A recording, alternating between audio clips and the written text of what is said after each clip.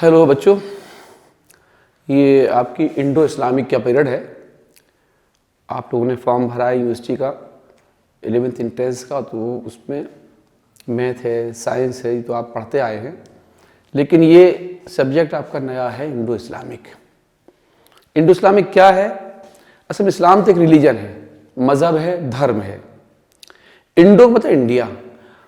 हमारे इंडिया के अंदर या भारत के अंदर इस्लाम की पोजीशन किस तरह से है, या एक नया कल्चर हिंदुस्तान में आके एक इस्लाम रीजन के हिंदुस्तान में आने के बाद एक मिक्स कल्चर हुआ, और जो पहले का एक कल्चर था, पहले का एक तहजीब थी, एक संस्कृति थी, उसमें क्या चेंजिंग आई है, ये एक सब्जेक्ट है आपके लिए। हालांकि आप भी सब लोग रिलीजियस लोग हैं, धर्म को जानते हैं, मज़हब को जानते हैं, रिलीजन को जानते हैं। इस्लाम जो है वो आप मुस्लिम्स के बीच में रहते हैं, लेकिन आप ठीक से इस्लाम के बारे में शायद न जानते हो। तो मैं आपको कुछ चीज़ें आगे पढ़ाने से पहले मैं चाहता हूँ कि आपका रिलीजन से रिलेटेड जो कन्फ्यूज़न है वो दूर होना चाहिए। एक आपका जो सोच रखा है आपने, या आप जो कंसेप्ट जो होना चाहिए, वो कंसेप्ट क्लियर हो कि मज़हब है क्या चीज़, वो पहले आप समझ लीजिए, ताकि आपको बाद में आसान हो जाए समझना। देखिए,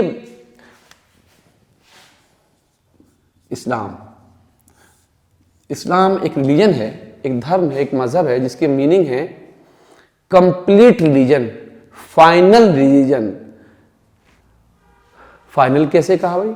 कंप्लीट क्या मतलब? इसका मतलब यह है कि इस्लाम से पहले भी रिलीजन आते रहे, या धर्म जो है इससे पहले भी थे।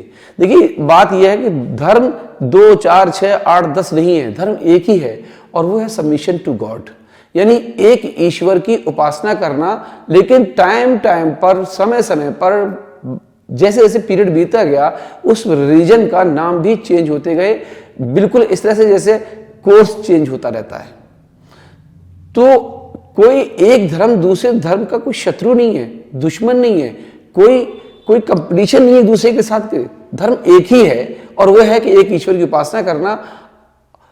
हम आपको कुछ और चीजें भी समझाते हैं ताकि आपके कुछ चीजें क्लियर हो जाएं। देखिए, बात यह है, इस पूरे ब्रह्मांड, इस पूरी यूनिवर्स, इस पूरी कायनात का क्रिएटर, रचयिता या खालिक, बनाने वाला, रचने वाला एक हस्ती है, एक जात है, एक पावर है, और वह है हमारा ऑलमाइटी गॉड, अल्लाह, ईश्वर। वो एक ही है, उसने सब कुछ बनाया है। चांद बनाए, सूरज बनाए, तारे बनाए, ये जमीन बनाई है, पहाड़ बनाए हैं, सब कुछ बनाया है। और कायनात, ये यूनिवर्स, ये ब्रह्मांड कितना बड़ा है, इसके बारे में आप सोच नहीं सकते, कोई नहीं सोच सकता, बहुत बड़ा है। और उसका बनाने वाला कितना बड़ा हुआ? देखिए, ईश्वर के, हमारे गॉड की, हमारे ऑलमाइटी गॉड, हमारे ईश्वर की, अल्लाह की क्रिएशन में, उसकी संरचना में जो सबसे बेहतर चीज है, सबसे अच्छी जो है, बेस्ट क्रिएशन जो है, वो है इंसान, मानव। मानव से पहले भी 2 चीजें और हैं, और वो है एंजल्स, फरिश्ते, दूत। ये लोग लाइट के बने हुए होते हैं, नूर के बने होते हैं, रोशनी के बने हुए होते हैं, सॉफ्ट होते हैं। और ईश्वर ने, अल्लाह पाक ने जितने बनाना थे उतने बना दिए। जब उनको खत्म करना हो खत्म कर देंगे। हमारा ये इस तरह से नहीं होता है कि उनके पैदा हो रहे हैं, मर रहे हैं, ऐसा कुछ नहीं है। बस इतने बन जाओ तो बन गए। अब कितने हैं कोई नहीं जानता, उसके अलावा जितने बनाना थे उतने बना दिए। जब खत्म करना हो खत्म कर देंगे।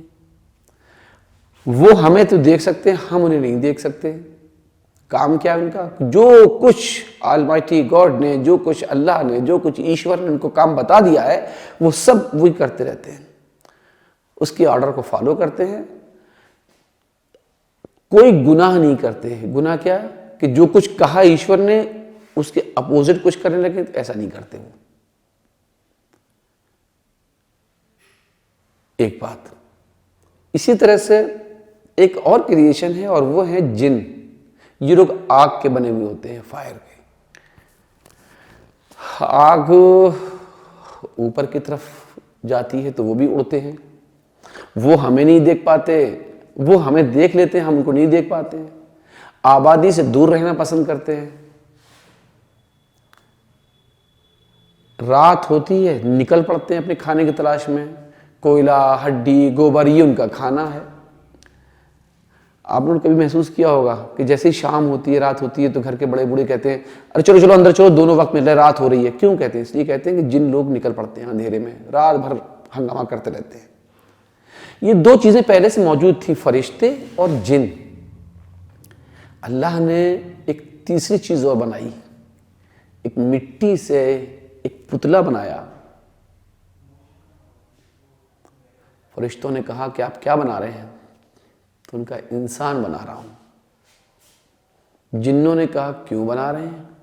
ईश्वर ने कहा हम बेहतर समझते हैं।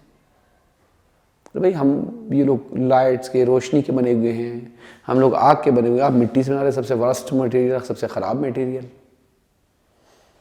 ईश्वर ने कहा कोई बात नहीं, मैं बेहतर जानता हूं। वो जो पुतला बनाया उसमें सोल, आत्मा, रूह डाल दी और वो जीवित हो गए, जिंदा हो गए और उनका नाम रखा एडम, आदम। सब फरिश्तों से और जिन्नों से कहा कि इसके सामने अपना सर झुकाइए, इसको सिजदा कीजिए। सब लोगों ने ईश्वर का, अल्लाह का ऑर्डर माना, सबने सिजदा किया। एक जिन जो बहुत ही ईश्वर के बहुत ही निकट, बहुत ही करीब था और बहुत दिन रात उसकी उपासना, उसकी पूजा, उसकी इबादत किया करता था, उसने कहा साहब ये नहीं होगा मुझ पे। हम आपके इतने करीब हैं, इतने आपकी बरसों से, यानी कब से हम आपकी इबादत करते चले आ रहे हैं,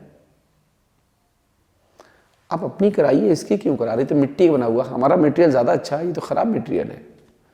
ईश्वर का बात ये नहीं है, बात ये है तुम मेरा कहना मानो। जब तुम मुझसे मोहब्बत करते हो, मेरी बात करते हो, मुझे अपना क्रिएटर मानते हो, मुझे अपना रब मानते हो, मुझे अपना पालने वाला मानते हो, तो फिर मेरा कहना मानो। तो उस जिन ने कहा कि मेरा दिल नहीं चाहता, आप कहिए कर लिए। मैं एक मिट्टी के पुतले के सामने हम इसको सिजदा कर अपना सर झुका, हम पे नहीं होगा। ईश्वर ने उसकी बात रखी और एक तरकीब ये निकाली। फरिश्तों से कहा भाई कि एक खिड़की बनाओ, थोड़ी छोटी बनाना, और जिनसे कहा कि तुम इसके अंदर से निकल जाओ।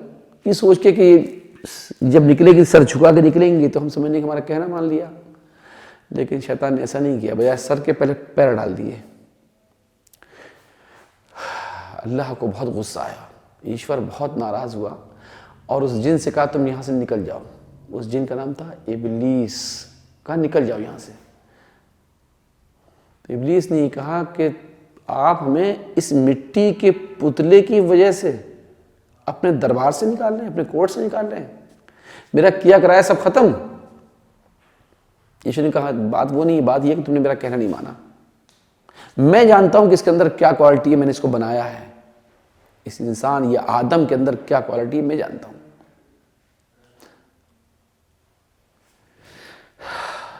तो इब्लीस ने कहा कि आप मुझे निकाल तो रहे हैं, बस एक चीज का वादा कर लीजिए कि जब तक दुनिया रहेगी, जब तक इंसान रहेगा, मैं इसको मिसगाइड करता रहूंगा, मैं इसको बहकाता रहूंगा। तो ईश्वर ने कहा कि ठीक है, मैंने इसको बनाई, मेरा कहना मानेगा, तुम्हें इसकी छूट है। इब्लीस, शैतान निकाल दिया गया वहां से।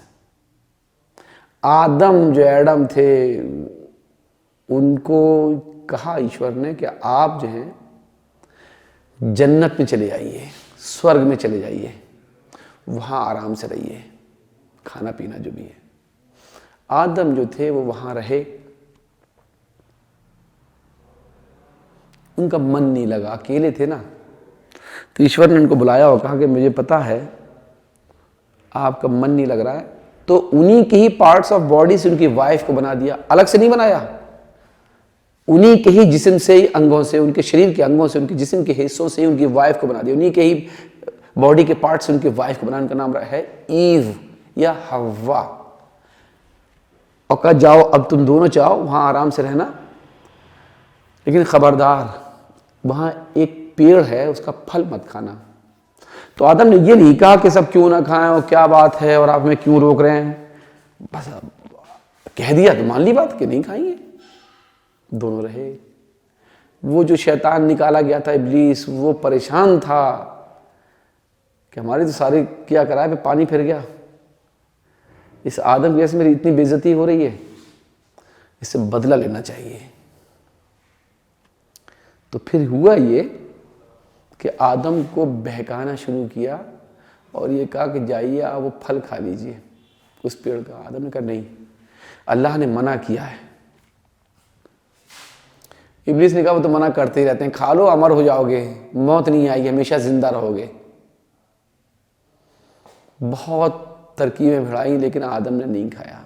जब बस नहीं चला आदम का पर, तो फिर उनकी वाइफ ईव को, हवा को बहकाना शुरू किया, उन्होंने भी मना किया, लेकिन बार बार उनके दिल में डालता रहा वो शैतान, खा लो, वो तो मना करते ही रहते हैं। इतना ज़्यादा परेशान किया, इतना ज़्यादा बहलाया, इतना ज़्यादा उनको फुसलाया कि उन्होंने वो फल खा लिया और खुद भी खाया और आदम को भी खिलाया। उस फल का खाना हुआ कि उन दोनों पर रिएक्शन हुए। रिएक्शन क्या हुए? वो लोग नेकेड हो गए, बुराइयां उनके अंदर उभर आई, शैतान अपनी चाल में कामयाब हो गया। अल्लाह को पता चला, बहुत नाराज हुए, आदम को बुलाया, तुमने क्या हमने तुम्हें मना किया था? कि मैं शैतान की बातों में आ गया। कह रहे शैतान तो तुम्हारा खुला दुश्मन है, वो तो तुम्हें बहकाएगा, तुम्हें मैंने मना किया था, मान जाते ना। कहने तरह तरह से बहकाया था क्या? तो आदम रोए, गिड़गिड़ाए, माफ़ी मांगी, आदम को माफ़ किया ईश्वर ने। अल्लाह ने कहा मैंने तुम्हें माफ़ तो कर दिया, लेकिन अब जन्नत खाली करो और ज़मीन पर जाओ, धरती पर जाओ, अर्थ पर जाओ, वहाँ रहना, और मैं तुम्हें अपना रिप्रेजेंटेटिव, तुम्हें अपना प्रॉफिट, तुम्हें अपना मैसेंजर, तुम्हें अपना पैगंबर बना के भेज रहा हूँ। वहाँ जाना और तुमसे जो जनरेशन बढ़े, तुमसे जो संतान, तुमसे जो औलाद हो, तो उसको एक मैसेज ये देना कि देखो ईश्वर एक है, अल्लाह एक है, अलमाइटी गॉड एक है, उसका कोई पार्टनर नहीं है, वो जो चाहता है तो करता है, लिहाजा हमें उसी की वर्शिप करनी, उसी की पूजा करनी, उसी की इबादत करनी है। जमीन पर लड़ाई झगड़ा नहीं करना है, फसाद नहीं करना है, आपस में मेलजोल के साथ रहना है, कोई छोटा बड़ा नहीं, सब बराबर है, सबको तुम्हारी तो औलाद होगी सब। आदम को जमीन पर भेज दिया, वो यहाँ रहे, 1000 साल तक जिंदा रहे थे लगभग वो, और उन्होंने ये मैसेज दिया कि ईश्वर एक है। देखिए आदम इस जमीन पर पहले इंसान तो थे ही, फर्स्ट मैसेंजर भी थे, फर्स्ट प्रॉफिट भी थे, फर्स्ट पैगंबर भी थे, पहले संदेष्टा भी थे, जो ईश्वर का संदेश लेकर आए थे। संदेश क्या होता है? जिब्रील जो फरिश्ते हैं, एक सबसे बड़े फरिश्तों में एक नाम आता है, रूहुल अमीन कहा जाता है उनको, रूहुल अमीन जिब्रील फरिश्ते हैं। उनका काम था कि ईश्वर का संदेश, डिवाइन मैसेज को उसके प्रॉफिट तक पहुंचाएं। आदम 1000 साल के बाद इस दुनिया से चले गए, तो लोगों ने आदम के मैसेज को भुला दिया, तो ईश्वर ने, अल्लाह ने उन्हीं में से दूसरे मैसेंजर्स को पैदा किया। उन्होंने भी ईश्वर वही मैसेज दिया जो आदम का मैसेज था। आबादी बढ़ती चली गई, लोग फैलते चले गए, एक एक टाइम पे कई प्रॉफिट्स को, पैगंबरों को भेजा ताकि जो है लोगों को समझाएं। देखिए इस जमीन पर अल्लाह ने आदम से लेकर, फर्स्ट मैसेंजर पैगंबर से लेकर आखिरी एंड फाइनल पैगंबर हजरत मोहम्मद साहब तक 1,24,000 1,24,000 मैसेंजर्स को भेजा है। वो सब वही मैसेज लेकर आए थे जो आदम लेकर आए थे, या जो उसके बाद के पैगंबर लेके आए हैं, और मैसेज वही एक था। ये अलग बात है कि मैसेज डेवलप होता चला गया, जैसे जैसे प्रॉब्लम्स आती थी उनको सॉल्व करने के लिए, वैसे ही मैसेज आता था। अब आप एक बात समझिए, बच्चा छोटा होता है, जब कुछ बोलना ना सीखता है, कुछ चलना फिरना सीखता है, तो माँ बाप को फिक्र होती है, वो एडमिशन कराते हैं नर्सरी क्लास में। तो नर्सरी क्लास का कोर्स पढ़ना पड़ता है। फिर बच्चा बड़ा होता है तो सेकंड में आता है, थर्ड में, फोर्थ में, फिफ्थ में, 10th में। आप लोग 10th पढ़ के आए हैं इस वक्त, आगे पढ़ेंगे, एमए करेंगे, पीएचडी करेंगे।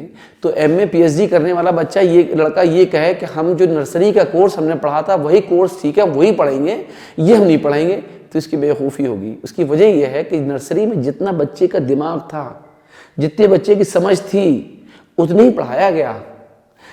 बढ़ता गया तो कोर्स भी डेवलप होता चला गया, फाइनल आ गया तो पीएचडी का कोर्स पढ़ रहे हैं। वो उस वक्त ज़रूरी था, ये इस वक्त ज़रूरी है। वो भी सच्चा था, ये भी सच्चा है। इसका मतलब ये हुआ कि जितने पैगंबर आए, जो मैसेज लेकर आते रहे, वो अपने टाइम के लिए था। फाइनल पीएचडी जो है हज़रत मोहम्मद साहब, जो लास्ट ऑफ फाइनल प्रॉफिट आए ज़मीन पर, वो लेकर आए, और वो मैसेज है कुरान। इससे पहले भी मैसेज आते रहे, वो सब मैसेज जो है अपने अपने टाइम के लिए थे। जैसे जैसे प्रॉब्लम्स होती थी उनको सॉल्व करने के लिए थे। और सारे मैसेज लाने वाले एक एंजल हुए, उनका नाम था जिब्रील, वही लाते थे। आपको चीज़ें समझ में आई होंगी। आखिरी पैगंबर मोहम्मद साहब, जो भी आए इससे पहले। अच्छा, ईश्वर ने, अल्लाह ने कहा कि हमने दुनिया के हर हिस्से में, हर पार्ट ऑफ लैंड पर, हर कल्चर में, हर रेन में, हर लैंग्वेजेस में अपने मैसेंजर्स को भेजा है, ताकि अपने अपने ग्रुप के लोगों को, अपने अपने कम्युनिटी के लोगों को समझाएं। तो ये कैसे मुमकिन नहीं है, कैसे पॉसिबल नहीं है कि हिंदुस्तान में नहीं भेजे होंगे, यहाँ भी भेजे होंगे। हमें नाम नहीं बताया तो हम जानते भी नहीं, या जो पैगंबरों के नाम हमें पता उन्हीं में से हो सकता कोई हो, नाम चेंज हो गया हो। अच्छा, लोगों ने किया ये कि जो मैसेंजर या प्रॉफिट होते हैं वो हमारे गाइड हैं, हमें उनका सम्मान करना है, उनकी रिस्पेक्ट करना है, उनकी पूजा नहीं करनी है, उनकी उपासना नहीं करनी है, उनकी वर्शिप नहीं करनी है। वो हमारे क्रिएटर नहीं है, उन्होंने तो हमें बताया है कि किसकी इबादत करनी है, तो हमें इबादत तो उसी की करनी है। इनका सम्मान करना है, क्योंकि ये इन्होंने बताया हमें, ये हमारे गाइड हैं, हमें सीधा रास्ता दिखाया है। तो अगर ये कहें कि रामचंद्र जी आए होंगे, पैगंबर होंगे, तो हम ये कैसे कहते हैं कि नहीं होंगे? जब अल्लाह कह रहा है कि हमने भेजे हैं, तो हो सकता है भाई वो भी हो सकता है श्री कृष्ण जी भी हो, शंकर जी भी हो। लेकिन बात यह है कि अगर ये मैसेज ये दे रहे हैं कि नहीं ईश्वर एक है, तो वो है। अगर ये दे रहे हैं कि नहीं ईश्वर बहुत सारे हैं, तो ये बात हम कैसे मान रहे हैं? इसलिए कि ये हमारे दिमाग भी, जहन भी ये सोच भी नहीं सकते ये कि एक ईश्वर के अलावा 2, 4, 3, 4, 5 भी ईश्वर होंगे। अगर 2 ईश्वर होते, 2 अल्लाह होते, तो लड़ाई ना हो रही होती। एक कहता आज बारिश होगी, एक कहता नहीं हो रही है, होगी। ये कोई बात है? तो एक होता है, जो हर जगह के हेड एक ही तो होता है। देश के प्रधानमंत्री होता है, राष्ट्रपति एक होता है, स्कूल का मैनेजर एक होता है, स्कूल का प्रिंसिपल एक होता है। होते कि नहीं होते हैं? पोस्ट जो हेड पोस्ट होती है वो एक ही होती है। तो अपनी मर्जी जो चाहते हुए करते। अच्छा, स्कूल के 2 मैनेजर हों, लड़ाई झगड़ा नहीं होगा। एक अगर 4 दिन के लिए स्कूल बंद कर दे, क्या नहीं बिल्कुल नहीं बंद होगा स्कूल। एक अगर नहीं स्कूल में बारात ठहरेगी, दूसरा कहता नहीं भाई सब दीवारें वारे खराब करते हैं, बराती रहती है, तो झगड़ा होगा कि नहीं होगा? इसका मतलब एक होती है पोस्ट, जो चाहे तो करते हैं। तो अल्लाह भी एक है, पूरे ब्रह्मांड का रचयिता है, पूरे ब्रह्मांड का खालिक है, पूरी कायनात को उसने बनाया है। उसने जिन्नों को बनाया, उसने फरिश्तों को बनाया, उसने इंसान को ही बनाया। तो आप इस बात को तो समझ ही लें कि ये जो पैगंबर आए हैं, जो मैसेंजर आए हैं, सब अल्लाह की तरफ से आए हैं, और सब जो हैं एक ही मैसेज लेकर आए हैं। और उस आखिरी और फाइनल मैसेज का नाम इस्लाम है। कई और मजहब नहीं है, लोग समझते हैं ये मजहब अलग है, वो मजहब नहीं। मजहब में जब अगर मिलावट कर देंगे, अपनी तरफ से कुछ और चीजें शामिल कर देंगे, तो वो प्योर तो नहीं रहेगा ना। जब प्योर नहीं रहेगा तो फिर अगला मैसेज ईश्वर अल्लाह अगला पैगाम अगले मैसेंजर को भेजेंगे।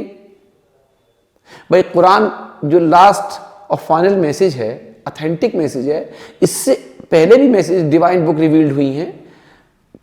तो 2 बातें, एक तो वो जो डिवाइन बुक रिवील्ड हुई है, जो मैसेज आया है वो अपने टाइम के लिए था। दूसरी बात है कि लोगों ने अपनी तरफ से उसमें मिलावट कर दी, अपने मतलब की चीजें कर दी, तो वो ऑथेंटिक नहीं रही, वो प्योर नहीं रही, तो इसलिए अगले मैसेज को लाना बहुत जरूरी था। अच्छा, आप इससे अंदाजा कीजिए कि ईश्वर ने, अल्लाह ने आदम को बनाया, आदम से हम सब आदमी बन गए नहीं। आदमी क्यों कहते हैं? इसलिए कहते हैं कि हम आदम के औलाद हैं, उनकी संतान हैं। मनुष्य से मनुष्य बन गए सब, तो सब भाई भाई हुए या नहीं हुए? तो कोई छोटा बड़ा तो नहीं हुआ। हमारे यहाँ जो कास्टिज्म है, वर्ण व्यवस्था है, ये ऊंचे, ये नीचे, ये बिल्कुल शूद्र, गुलाम हैं, दास हैं, ये नहीं नहीं। इस्लाम कहता है कि सब बराबर हो। ज्योग्राफिकल कंडीशन के हिसाब से आदमी काला गोरा तो हो सकता है, लंबा और नाटा तो हो सकता है, गोरा काला तो हो सकता है, या अलग अलग उसके कुछ सर्कमस्टेंसेस ऐसे होते हैं कि आबो हवा है, कहीं गर्म मुल्क है, गर्म जगह का आदमी काला हो जाएगा, ठंडी जगह का गोरा हो जाएगा। लेकिन सब आदम की औलाद है, सब बराबर है, ऊंच नीच नहीं है। जिसके कर्म, जिसके अमल, जिसके काम अच्छे होंगे वो अच्छा माना जाए, जिसके काम बुरे होंगे वो बुरा माना जाएगा।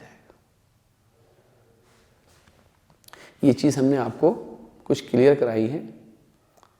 इसीलिए ये कहा था कि हमें अपने अल्लाह की इबादत करनी, उसके अलावा किसी की इबादत नहीं करनी है, किसी और से मांगना भी नहीं है, कोई नहीं देगा उसके अलावा। ये चीज़ जो है इस्लाम सिखाता है। फाइनल और लास्ट जो मैसेज है, रिलीजन है, वो है इस्लाम। अब हम यहाँ आपको कुछ चीज़ें लिखाना शुरू करते हैं, आप नोट करेंगे। जो आपका कोर्स है, जो आपका सिलेबस है, उसका एक पार्ट, उसका एक सेक्शन जो है वो इस्लामिक फेथ पर है, अकीदे, आस्थाएं। चलिए, सबसे पहले मैं आपको लिखाता हूं एंजल्स ऑफ गॉड, अल्लाह के फरिश्ते। देखिए, फरिश्ते बहुत हैं, पता नहीं कितने हैं, सबके नाम भी नहीं लिखा पाएंगे, लेकिन कुरान जो होली बुक है उसमें 4 फेमस बहुत बड़े फरिश्तों के नाम दिए हैं, और वो अपने अपने डिपार्टमेंट के हेड हैं, उनके असिस्टेंट बहुत से हैं। अल्लाह ने जिसको जो काम बता दिया वो अपने काम पे लगे रहते हैं। ऐसा कोई काम नहीं करते जिसकी वजह से अल्लाह नाराज हो। जैसे कहा था, जो आदमी बहुत अच्छा होता है, भाई ये फरिश्ता है, इसलिए फरिश्ते पाप नहीं करते। उन्हें असल में उन्हें आता ही नहीं, वो जानते ही नहीं कि पाप होता क्या चीज़ है। घड़ी को यूं चलना तो यूं चलती रहेगी, यूं नहीं चल सकती ना, तुझे क्या मालूम। अरे भाई, किसी के सामने गरम गरम जलेबियां रखी हो और रोक दिया जाए कि नहीं देखना, खाना नहीं है, तो फरिश्ता हो गया ना, जब रोक दिया है। और अगर मन नहीं माना, जबरदस्ती खा लिया, तो इसका मतलब यह है कि ईश्वर ने जिस चीज़ से रोका था वो उसको नहीं माना, अपनी मर्जी चला ली। तो ये इंसान के अंदर एक चीज़ आ गई, क्योंकि शैतान ने बहका दिया, खा लो, टेस्टी है, गर्म है, बढ़िया है, मज़ा आ जाएगा। फरिश्ते इन सब चक्करों में पड़ते, उन्हें नहीं मालूम क्या है, वो अपने काम पे लगे रहते हैं।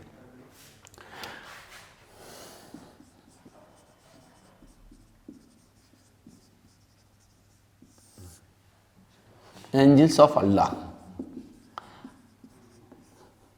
अरबी में, अरबिक लैंग्वेज में अल्लाह कहते हैं, आप संस्कृत में ईश्वर कह देंगे, इंग्लिश में ऑलमाइटी गॉड कह देंगे। अल्लाह के मानी होते हैं जिसकी इबादत की जाए, हमारा पालने वाला, हमारा क्रिएटर, पूजने लायक। देखिए, सबसे पहले हम एक फरिश्ते हैं हज़रत जिब्रील। हज़रत कहते हैं रिस्पेक्ट के लिए लगाते हैं, आदर सम्मान के लिए। हज़रत लगाइए।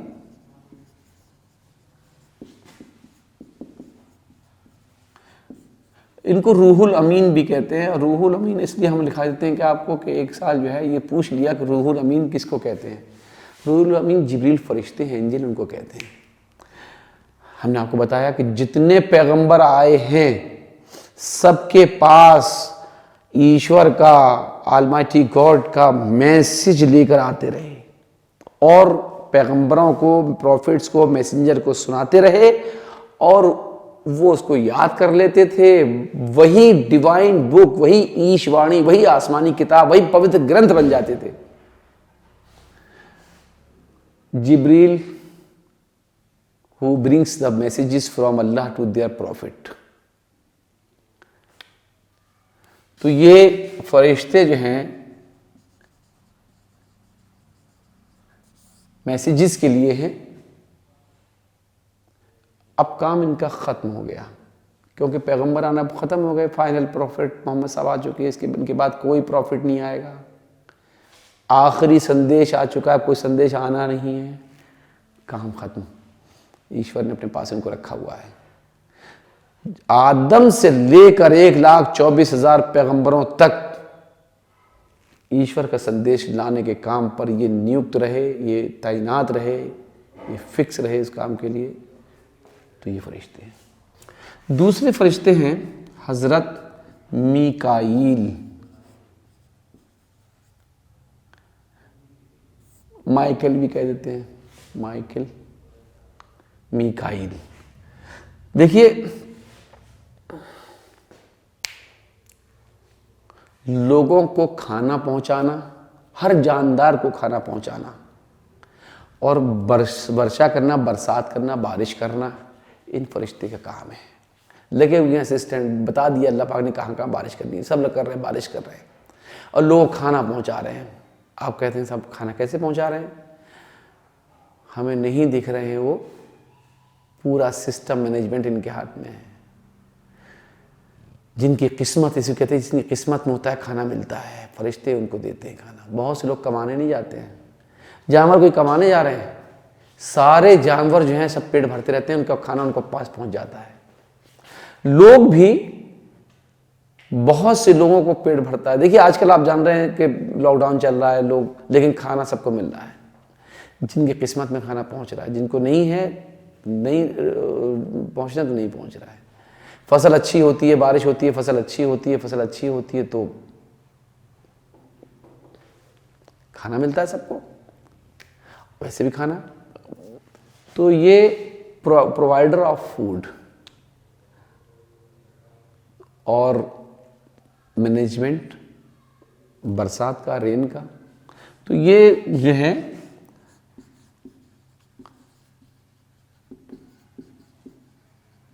ये बरसात और खाने के लिए हैं, प्रोवाइड कराने के लिए हैं, मीकाईल।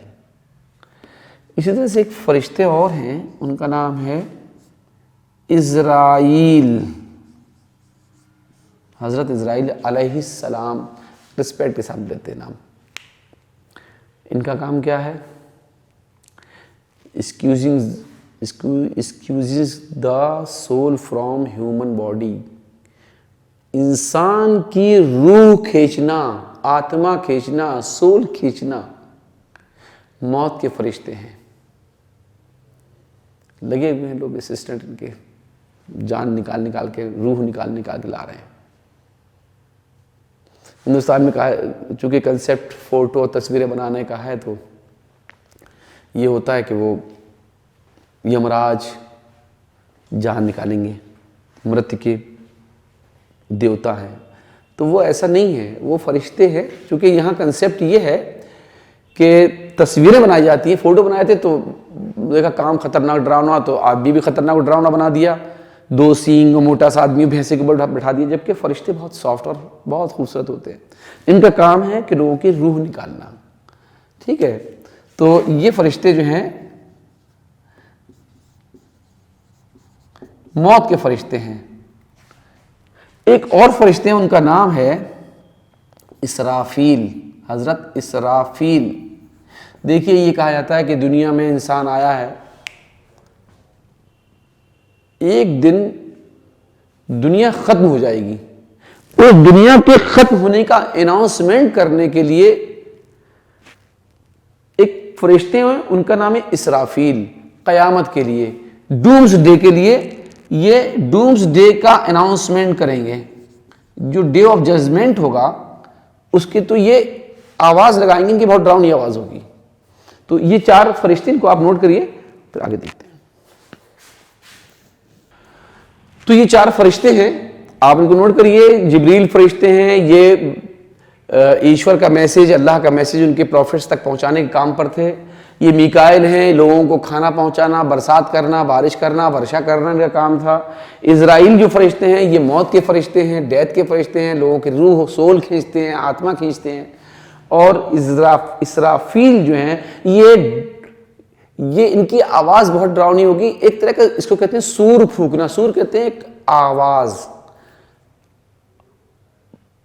तो उनकी आवाज इतनी डरावनी होगी तो हर चीज आपस में क्लैप्स कर जाएगी, टकरा जाएंगी चीजें। और भाई आप इससे अंदाजा करिए कि चांद, ये सूरज है, सूरज के आसपास जो प्लेनेट हैं ये घूम रहे हैं, अपने एक फिक्स डिस्टेंस है। अगर किसी एक की दूरी थोड़ी डिस्टर्ब हो जाए तो सब आपस में टकराना शुरू हो जाएंगे, नहीं हो जाएंगे। तो ऐसे अगर सब टकराए, ये ज़मीन अर्थ भी टकरा जाएगी। जब ये टकरा जाएगी तो ऐसा नहीं है कि थोड़ा सा हिलडुल जाएगी, पड़ाक से उड़ जाएंगी, ख़त्म हो जाएगी चीज़। तो जितने लोग फिर पैदा हो चुके, मर चुके हैं, वो सब उठाए जाएंगे। जो और मौजूद हैं वो सबकी आत्मा अब क्या शक्ल और क्या बॉडी होगी ईश्वर जानता है। आत्माएं डाली जाएंगी और सब ईश्वर के सामने जाएंगे। डे ऑफ जजमेंट होगा, ईश्वर बहुत गुस्सा होंगे, सबका कर्मों का हिसाब ले रहे होंगे। बुरे काम करने वाले दोज़ख में जाएंगे, हिल, और अच्छे काम करने वाले हेवन में जाएंगे। जन्नत दोज़ख बट रही होगी, तो कोई झुटला नहीं पाएगा। ये कहेगा नहीं किसी ने, हमने तो ये काम किया नहीं, आप गलत बात कर रहे हैं, ऐसे कैसे हमने किया। अरे भाई आप ये अंदाज़ा कीजिए कि इस दुनिया में CCTV कैमरे लगे हुए हैं। आप मैच देखते तो बार बार रिप्ले करके दिखाते हैं कि बॉल कितने स्लो करके दिखा देते हैं। आप बार बार दिखाते हैं, कन्फ्यूज़न दूर कर देते हैं, ताकि कोई आदमी ये सोचे कि सब बॉल से टकराई नहीं टकराई हो, कहाँ आउट हुई, क्या हुआ और लाइन पार हो गई। ऐसा नहीं होता। अल्लाह मियाँ के तो कैमरे बहुत शानदार, ये फरिश्ते बैठे ना लिखने वाले, करामन कातिबीन, अच्छाई बुराई लिखते चलते हैं। अब भैया कौन सी चिप होगी, कौन सी उनकी बहुत शानदार चीज़ होगी, तो अल्लाह पाक तो डुप्लीकेट बना के दिखा देंगे कि हम वहाँ खड़े देख लो, पूरी ज़िंदगी आपकी पूरी लाइफ कर रहे हैं कि नहीं कर रहे हैं, झुलटा नहीं सकते कि हमने नहीं किया है। सब जानता है, सब देख रहे। जो आदमी सोचता है वो भी अल्लाह पाक जानता है, जो कर रहा है वो भी अल्लाह पाक जानता है। तो ये इसराफील जो हैं उस दिन के लिए हैं, क़यामत आएगी, इनके सूर फूंकने से इनकी आवाज़ इतनी डरावनी होगी, परेले आ जाएगी। ठीक है, तो ये आप नोट कर लिए। हज़रत जिब्रील, मीकाइल, इज़राइल, सीरियल की ज़रूरत नहीं है। अच्छा, बस काम याद रखिए कौन कौन किस काम के लिए है, सीरियल की ज़रूरत नहीं है। सब फरिश्ते बहुत ही नियरेस्ट फरिश्ते हैं, एंजल्स हैं अल्लाह के।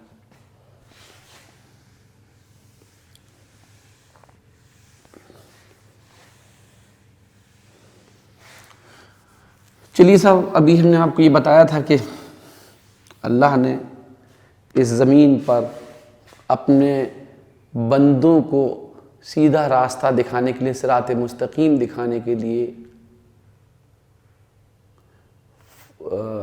मैसेंजर्स को भेजा है, प्रॉफिट्स को भेजा है, पैगंबरों को भेजा है, संदेष्टाओं को भेजा है। 1,24,000 लगभग। कुरान में ऐसे 4 पैगंबरों के नाम बार बार आए हैं जो अपने अपने नेशन में बहुत बड़ा रेवोल्यूशन लेकर आए हैं, बहुत बड़ी चेंजिंग लेकर आए हैं, और उनके नाम कुरान में मिसाल के लिए, उदाहरण के लिए दिए हैं। हम आपको 4 पैगंबरों के नाम लिखवा रहे हैं, और ये भी लिखाएंगे कि उन पर कौन कौन सी ईशवाणी या उन पर कौन सा संदेश या कौन सा मैसेज जो बाद में किताब बन गया, कौन कौन से रिवील्ड हुए हैं।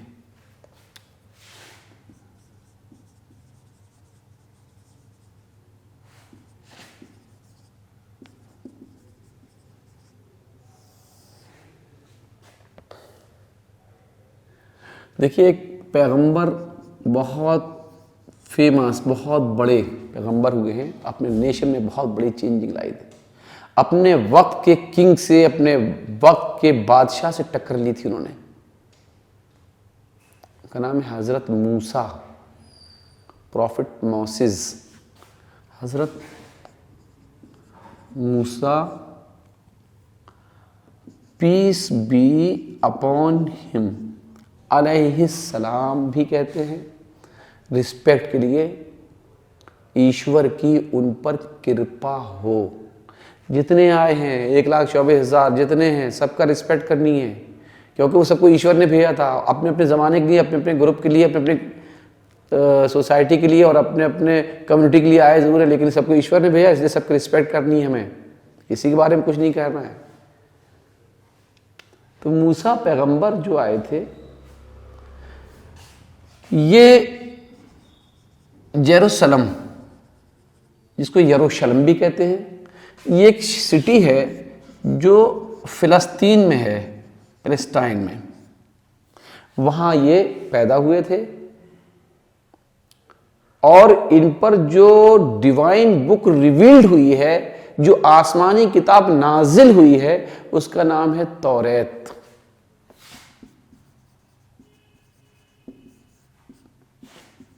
Old testament.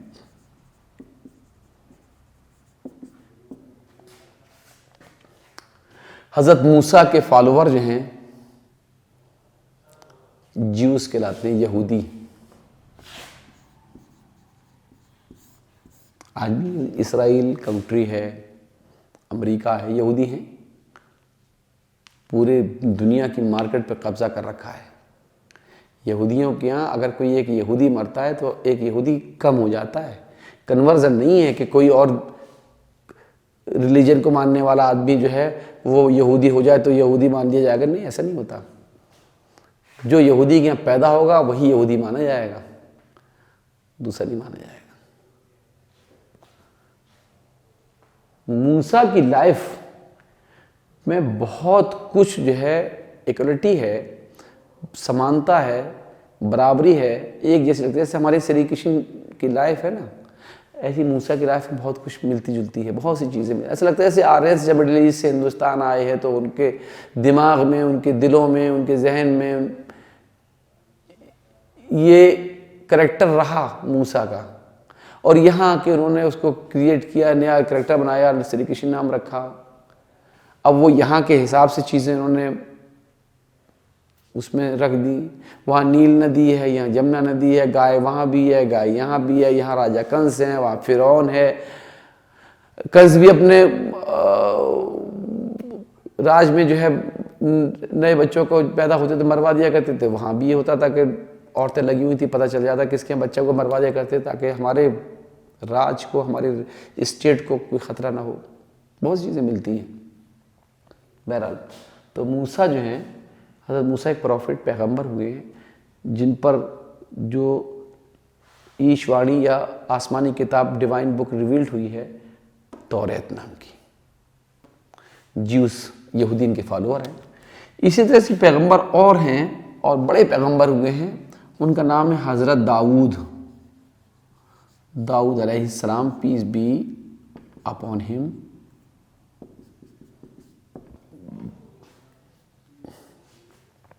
दाऊद भी वही यरूशलेम में पैदा हुए थे। यरूशलेम जो है, फ़लस्तीन जो है, वो लैंड ऑफ प्रॉफिट कहलाती है। सबसे ज़्यादा पैगंबर वहीं फ़लस्तीन कंट्री में उतरे हैं, पैदा हुए हैं। पैगंबरों की ज़मीन कहलाती है वो, इसीलिए होली प्लेस ऑफ वर्ल्ड फ़लस्तीन कहलाती है। बहरहाल इन पर जो डिवाइन बुक रिवील्ड हुई है, जो किताब उतारी, जो संदेश, जो पैगाम आया है, उसको कहते हैं ज़बूर। लोग कहते हैं कि ज़बूर का संस्कृत में ट्रांसलेशन जो है वो वेद है, हो सकता है भाई। तीसरे जो हैं आप सब जानते हैं, बहुत बड़े पैगंबर हुए हैं, जो लास्ट प्रॉफिट हज़रत मोहम्मद साहब से पहले 571 साल पहले आए थे ज़मीन पर, इस धरती पर। उनका नाम है हज़रत ईसा मसीह, जीसस क्राइस्ट। ईसाई उनके फॉलोअर हैं। हज़रत ईसा, पीस बी अपॉन हिम। और इन पर जो डिवाइन बुक रिवील्ड हुई उसका नाम है बाइबल या इंजील, और ये भी वहीं फ़लस्तीन कंट्री है, वहीं पैदा हुए भी हुए थे, लेकिन शहर का नाम है बैतुल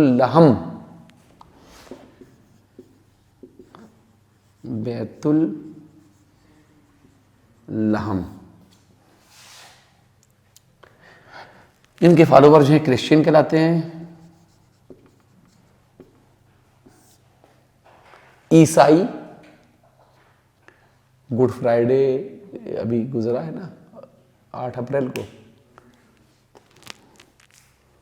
गुड फ्राइडे वाले दिन ही जो है हज़रत ईसा के डिसाइपल्स ने मारा था, और ईश्वर ने, अल्लाह ने उनको उठा लिया उस दिन। तो उस दिन कहते हैं गुड फ्राइडे है ये। और 25 दिसंबर को पैदा हुए थे ईसा अलैहिस्सलाम।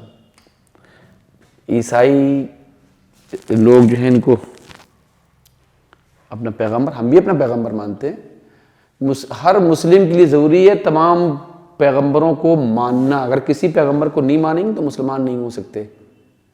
तमाम फरिश्तों पर ईमान लाना पड़ेगा, तमाम जिन्नों को मानना पड़ेगा कि हाँ ये हैं। ये ख़ास बात है इस्लाम के फॉलोअर के लिए, बहुत ज़रूरी है कि तमाम पैगंबरों को मानना पड़ेगा, हाँ ये पैगंबर थे।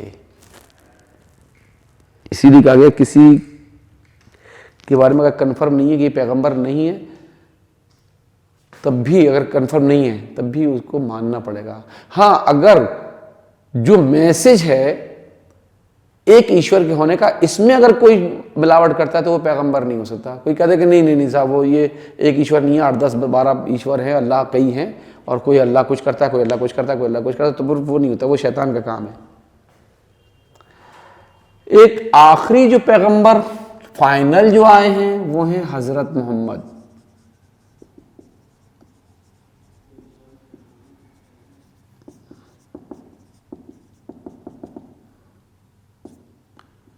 हज़रत मोहम्मद सल्लल्लाहु अलैहि वसल्लम, पीस बी अपॉन हिम। इनके बारे में बता दें, ईसा के, हज़रत ईसा की माँ थी मरियम, सेंट मेरी। फादर नहीं थे इनके, बगैर बाप के पैदा किया था। जब ये पैदा होने वाले थे तो हज़रत मरियम जो थी इनकी माँ बहुत दुखी थी, बहुत परेशान थी, जंगल चली गई थी। तो जिब्रील फरिश्ते ने आके कहा था कि मरियम आप दुखी ना हो, अल्लाह ये कह रहा है कि जब हम बगैर माँ बाप के आदम को पैदा कर सकते हैं तो क्या बगैर बाप के तुम्हारे बेटा नहीं हो सकता? हमारी कुदरत है ये। इसलिए इनके बाप नहीं थे। बहुत से क्रिश्चियन जो हैं वो कहते हैं कि यूसुफ अलैहिस्सलाम पैगंबर हुए, वो इनके बाप थे। कुछ कहते हैं खुदा के बेटे थे, सन ऑफ गॉड। नहीं, ऐसा नहीं है। हाँ, वो तो सब हम उसकी, ईश्वर की तो औलाद हैं, सब लोग संतान है, लेकिन ऐसे नहीं है कि ऐसे वे पैदा होते हैं प्रैक्टिकली जैसे नहीं। तो अल्लाह को न किसी ने पैदा किया, ना अल्लाह ने किसी ने पैदा किया। उसने कहा हो जा तो हो गया, जब कहा ख़त्म हो जाओ ख़त्म हो जाएगी, और क्या। इनके वो नहीं थे। इसीलिए कुरान में सिर्फ एक ही लेडी का जिक्र आया और उनका नाम है हज़रत मरियम। इनकी माँ का नाम आया है। हज़रत मोहम्मद सल्लल्लाहु अलैहि वसल्लम ये लास्ट एंड फाइनल प्रॉफिट हुए हैं, पैगंबर हुए हैं। इन पर जो डिवाइन बुक रिवील्ड हुई उसका नाम है कुरान। ये फाइनल मैसेज है, ये फाइनल मैसेज है। अब जब तक दुनिया रहेगी कुरान के अलावा कोई अब और कोई मैसेज नहीं आएगा, सब कुछ इसके अंदर है। इसी से हमें पता चलता है कि किन किन पैगंबरों को भेजा, क्या है, कौन कौन से मैसेज भेजे, सब बताते हैं। और हज़रत मोहम्मद सल्लल्लाहु अलैहि वसल्लम के जो फॉलोअर हैं वो मुस्लिम कहलाते हैं, यानी follower of last and final religion. हज़रत मोहम्मद साहब जो हैं अरब के शहर मक्का में पैदा हुए थे, जो अब सऊदी अरबिया में है।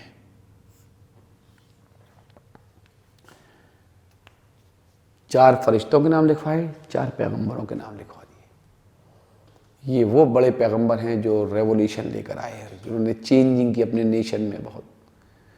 कुरान में इनका बार बार जिक्र आया है, नोट कर लीजिए इसको।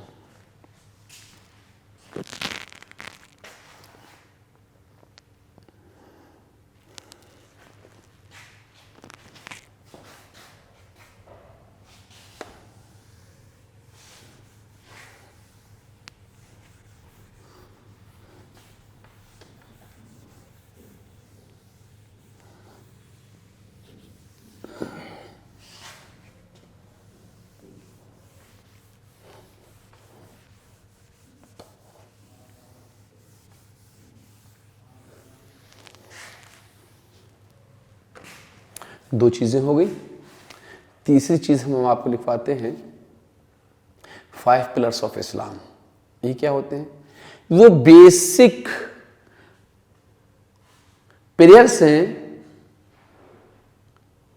जो बेसिक फेथ्स हैं जिस पर हर मुस्लिम का ईमान लाना, उसको एक्सेप्ट करना ज़रूरी है। अगर उन 5 में से किसी एक चीज़ को नहीं मानेंगे तो वो मुस्लिम नहीं हो सकता। स्टेप बाय स्टेप उसको मानना पड़ेगा। लिखिए 5 पिलर्स ऑफ इस्लाम।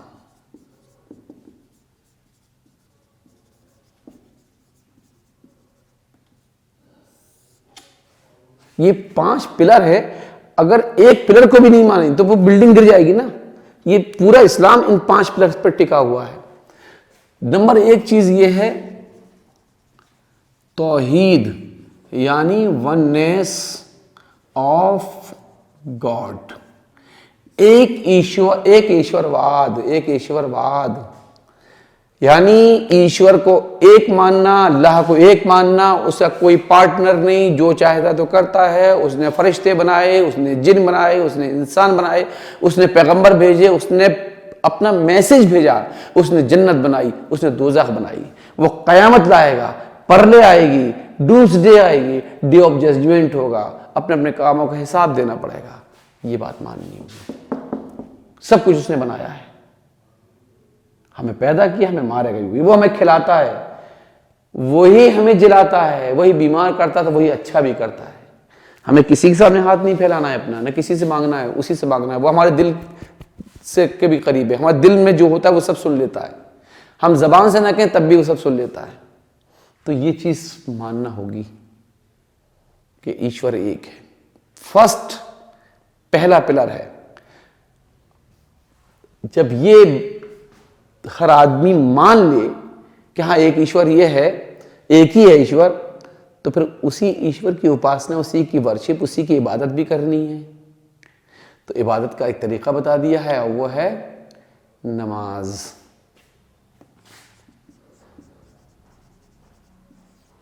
सलाद भी कहते हैं इसको, अरबिक में कहते हैं सलाद, पर्शियन में कहते हैं नमाज,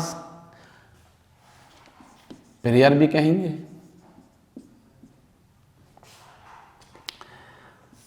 मुसलमान नमाज पढ़ते हैं एक दिन में 5 बार, 5 times a day।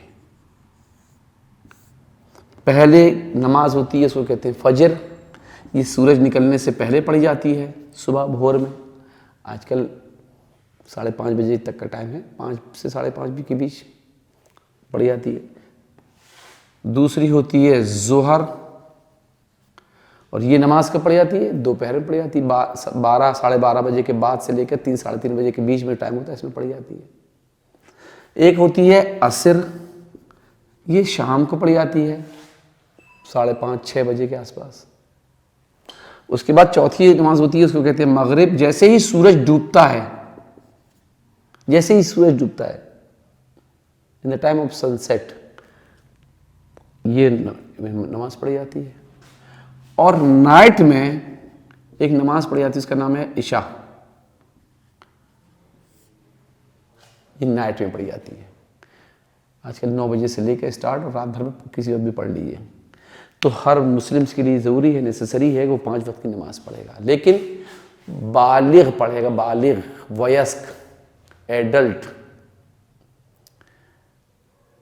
एक आदमी पागल है, अपना होश नहीं है, तो नमाज तो नहीं पढ़ेगा। एक आदमी मजनू है, जिसके कुछ समझ में नहीं आता, तो वो तो नहीं पढ़ेगा। एक आदमी बीमार पड़ा हुआ है, कोमा में है, आईसीयू में है, उसका होश नहीं है, नहीं पढ़ेगा। लेकिन अगर होश है तो लेटे लेटे पढ़ेगा। एक आदमी की टांगे नहीं है लेकिन होश है तो पढ़ेगा, बैठे बैठे पढ़ेगा। एक आदमी का हाथ नहीं है तो पढ़ेगा। दिमाग सही काम कर रहा हो, दिल सही काम कर रहा हो, तो नमाज पढ़ेगा। चलिए साहब, तीसरी चीज क्या है? तौहीद, नमाज, और तीसरी है रोजा, फास्ट। रोजे रखे जाते हैं। एक साल में 30 दिन कंटिन्यू रोजे रखे जाते हैं। साल में एक महीना ऐसा फिक्स है, रमज़ान का महीना है, जो 29 का भी हो सकता है, 30 का भी हो सकता है, तो वो रोजे रखे जाते हैं कंटिन्यू। देखिए आपको एक बात बताते हैं कि रोजे जितनी कम्युनिटीज, जितने पैगंबरों को भेजा है ईश्वर ने, अल्लाह ने, रोजे सबसे रखवाए हैं और सबके रोजे हैं। ईसाई लोग 40 दिन के रोजे रखते हैं, तो इसका मतलब ये हुआ कि अल्लाह मियां ने उनको भी रोजे दिए थे। हिंदू भाइयों के भी रोजे रखे जाते हैं, वो भी रखते हैं, वो नौ दुर्गों के नाम पे रख लेते हैं या किसी और नाम पे रख लेते हैं, किसी देवी देवता के नाम पे रख लेते हैं, लेकिन कंसेप्ट है रोज़ा।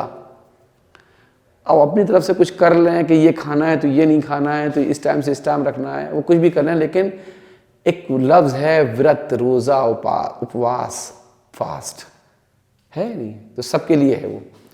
मुसलमानों को कहा गया कि तुम रोज़ा रखोगे। ये रोज़े की कंडीशन है कि भाई सुबह सूरज बहुत निकलने से बहुत पहले, भोर, बिफोर डॉन, खाना पीना बंद कर देना है। दिन भर कुछ नहीं खाना है, दिन भर अपवित्र भी नहीं रहना है, नापाक भी नहीं रहना है, नमाज भी पढ़नी है, जुआ नहीं खेलना है, झूठ नहीं बोलनी है, पिक्चर हॉल में जाके नहीं बैठ जाना, सोते नहीं रहना है, कम नहीं तोलना है, सारी बुराइयां नहीं करनी है। ये ट्रेनिंग है 1 महीने की। और जब सूरज डूब जाए, डूबने वाला हो, फौरन कुछ न कुछ ऑर्डर है ईश्वर का, अल्लाह का, खा लो। फिर हमें अपनी तरफ से रुकना नहीं है, खाना है। फिर आपको परमिशन है, आप जितना जो खाएं पिए। अब ऐसा भी नहीं है कि आप टूट पड़े तो अपने आप को बीमार कर लें, आदमी उतनी तो खाएगा जितनी उसकी ज़रूरत है। तो रोज़ा, बहरहाल रोज़े रखे जाते हैं, मुसलमान रोज़े रखते हैं साल में 30 दिन के, कभी महीना 30 का भी होता है, कभी 29 का भी होता है। फिर ज़कात, इस्लामिक टैक्स, ज़कात है, ये 4th पिलर है, स्टेप बाय स्टेप है। ये इसको मानिए तो फिर ये कर लीजिए, फिर ये है, ज़कात है। ज़कात इस्लामिक टैक्स यानी जो आदमी मालदार है और साल भर अपना खर्चा चलाता है, लेकिन उसके बाद भी साल के बाद पैसे बच जाते हैं, इतने बच जाते हैं कि 52.5 तोला चांदी या 7.5 तोला सोने के बराबर, ये सोना हो या उसके बराबर पैसा हो, ये उसकी बचत अगर होती है तो फिर 2.5%, 2.5%, 40th part of total saving किसी गरीब को देना होगा। उसे ज़कात है, वो हक है उसका, उसको देना होगा, खुशी खुशी देना होगा। जो नहीं देंगे वो गुनहगार होंगे, सिनर होंगे, पापी होंगे। तो ये ज़कात ऐसी सिस्टम है। इस्लाम में इंटरेस्ट और ब्याज और सूद कोई चीज़ नहीं है, ना सूद लिया जाएगा ना दिया जाएगा, इंटरेस्ट ना कोई लेगा ना देगा। इंटरेस्ट सिस्टम से तो आदमी और गरीब होता चलाता है, वो असल रकम ही नहीं चुका पाता है तो वो हो ही जाएगा। बहरहाल तो ज़कात जो है ये 4th पिलर है। और आखिरी है, लास्ट ये है कि लाइफ में अगर ऊपर वाला अल्लाह जो है इतनी पॉसिबल बना दे, आदमी के पास इतना पैसा हो जाए कि तमाम अपनी ज़रूरतें पूरी करने के बाद जा सकता हो सऊदी अरब का शहर मक्का में, जहाँ ईश्वर का घर है, अल्लाह का घर है, काबा, वहाँ वो हज करे जाके। ठीक है, हज जो है लाइफ में एक बार ज़रूरी है, लेकिन ऐसा नहीं कि हर मुस्लिम के लिए ज़रूरी है। नहीं नहीं नहीं, जिसके पास इतना पैसा हो कि जो ज़कात भी अदा करता रहा हो, रोज़े भी रखे हों, नमाजें भी पढ़ी हों, अल्लाह को एक मानता भी हो और आने जाने का खर्चा बियर कर सकता हो, तो फिर जाए हज करने के लिए एक बार, कम से कम एक ही बार जाना भी चाहिए। बार बार जाना कोई फैशन नहीं है, ना कोई वहाँ कोई पिकनिक स्पॉट है कि वहाँ जाएं, क्यों जाएं। आदमी अगर प्रॉपर ज़कात देता रहेगा तो उसका पैसा बचेगा कहाँ कि जो हज के लिए जाए, लेकिन फिर भी बच जाता है, बहुत पैसे वाला है, तो जाए हज के लिए। हज का भी एक महीना फिक्स है, उसी महीने में जो है वो हज होता है। तो ये 5 चीज़ें हमने आपको लिखवाई हैं, आप इनको नोट कर लें और यही इसका सीरियल है, यही स्टेप बाय स्टेप इबादतें हैं, ये पिलर्स हैं जिस पर इस्लाम का स्ट्रक्चर टिका हुआ है।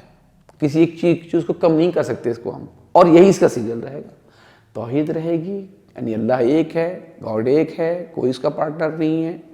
हमें जो कुछ फरिश्ते और जिन और इंसान और किताबें और जन्नत दोज़ख सब कुछ उसी ने बनाए हैं, मौत भी उसी की, ज़िंदगी भी उसी की, सब कुछ है।